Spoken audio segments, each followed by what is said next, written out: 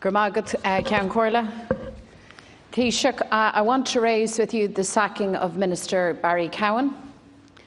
Many were left scratching their heads as to what had changed between 2 o'clock yesterday afternoon and 9 o'clock yesterday evening, when you moved very swiftly from fully backing your man to sacking him. And people are wondering, did you learn something new? Was there another twist in the tale, another piece of information? But actually, the truth is, Taoiseach, that you knew this whole sorry story from the very beginning, not like the rest of us who learned of it piecemeal. I want to ask you, did you share the full story, the full information with Leo Varadkar and Eamon Ryan on the 4th of July last, when you learned the full story, or did you feed it to them piecemeal? You had the full story and you failed to act. That's the truth, and that's the problem. You accepted an apology from then Minister Cowan, and we all believe, I believe, that his apology was absolutely genuine. But you also chose to stand by somebody challenging a Garda record, an account, and who had sought to avoid a Garda checkpoint, according to that account. You allowed him to give an incomplete statement to the Dáil, and you failed to act for a week until it all unravelled yesterday on the floor of the Dáil. I think this raises very serious questions about you as head of government, because it's only when your lack of judgment was exposed that you chose to act. And in a very short period, you went from backing Minister Cowan to sacking Minister Cowan. So tá ceistena inis ditse mar ceanara an Oireachtas, le stig de tamil garhui tú ó Barry Cowan a chusanj, go dtí é a chur as a fuss they. So I have a series of questions for you, Taoiseach. Yesterday you said in the Dáil that you had seen the document, the pulse record, that morning, and you said, having seen it, all I can say is that it is not quite as it has been portrayed. So you actively moved to play down the content of the Garda pulse record. However, by 9 o'clock last night, you said that the issues in that same record were so serious and raised such fundamental questions that they had to be addressed, and that you had moved to sack Barry Cowan because he wouldn't deal with these issues before the Dáil. So this raises two questions. Did you mislead the Dáil yourself by playing down the content of that pulse record? Or what did you learn afterwards, after 2 o'clock yesterday afternoon?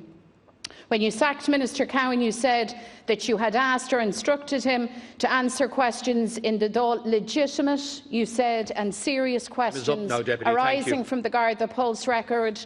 Yet only hours earlier, you actually voted against bringing Minister Cowan before the Dáil to do just that. You confirmed yesterday that you were made aware of the allegation of avoiding a Garda checkpoint and that you spoke to Deputy Cowan the weekend before last on this matter. That was prior to Deputy Cowan making what was to be a full statement to the Dáil, and you let that go. You allowed an incomplete statement to stand on the record of the Dáil. Now, Taoiseach, you've sacked Barry Cowan, it seems, for his failure or refusal to answer questions. I hope now you, as leader of government, head of government, will answer the questions that you need to clarify. Thank you. Taoiseach, please. Well, our dúspáir in the team leis an tachta, agus tá tú mícheart ó thaobh an méid atá right a good díseo. I strongly disagree with the assertion by the Deputy in relation to her assertion that I knew on the 3rd or the 4th of July.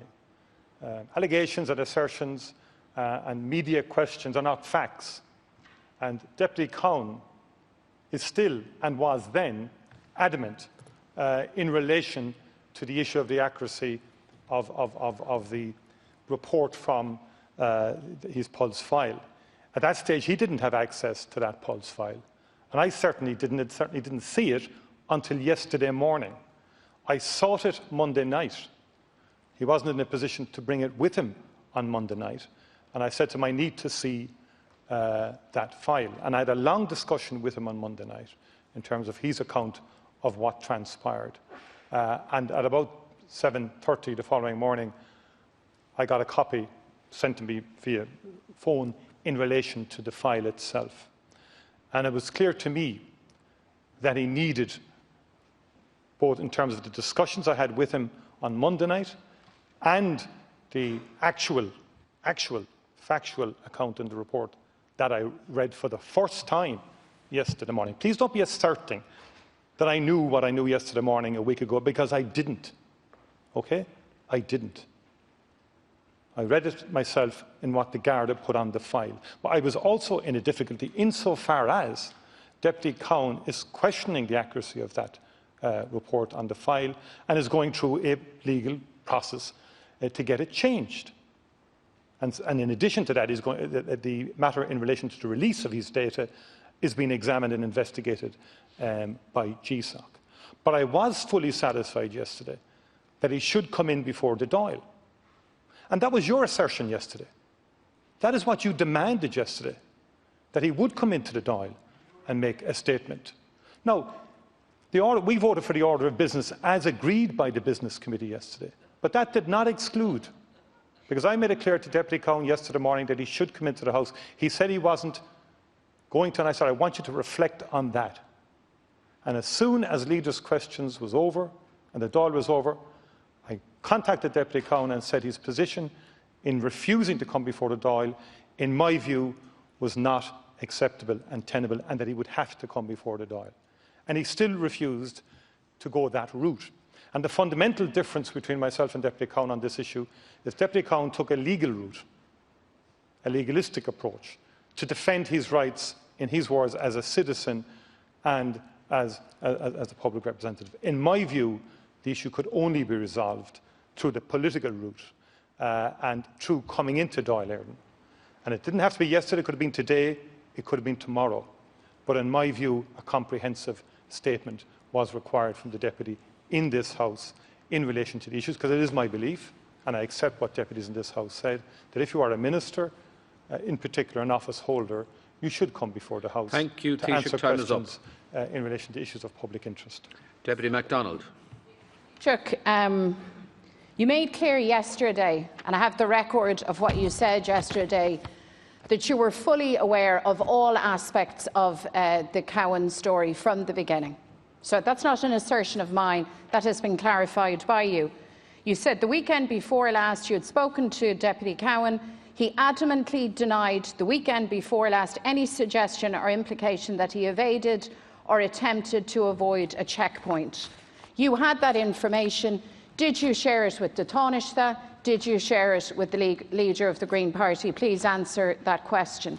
You had that information, and therefore you knew full well that Deputy Cowan's statement to the Dáil was incomplete, but you didn't challenge him on that.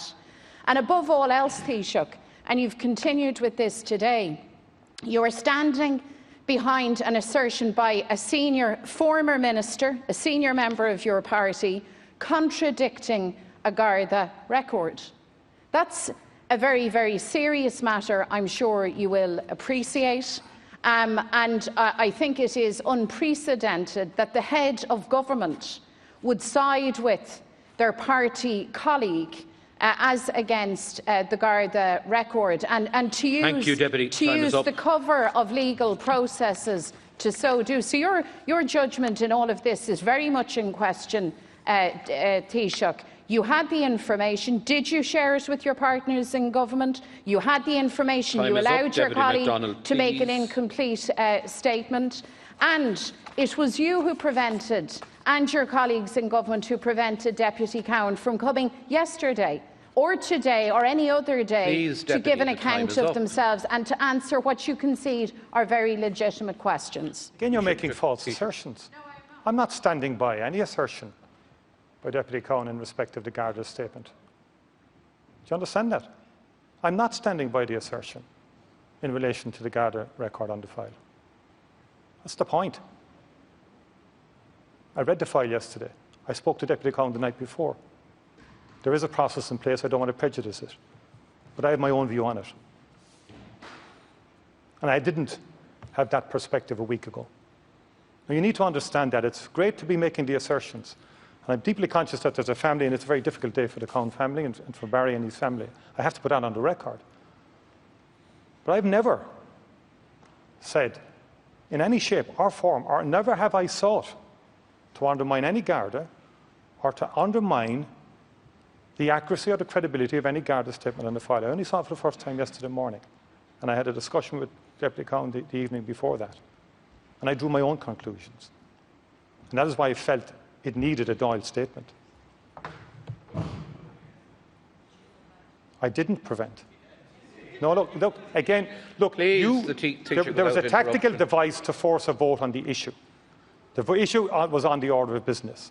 I had come into the House after having asked Deputy Cohn to consider his position and reflect on his decision not to come into the House. In my view, he should have come into the House. I was giving him time and I was giving him space to reflect on that. In my view, he should have come into the House. And in the afternoon, when he still refused to respond to my request, my view that he should come into the House, I was left with no alternative then to seek the termination of his appointment. And we both disagreed in terms of the route that he wanted to go the legal route. That for me wasn't tenable in the context of being an office holder. Thank you, Deputy Allen.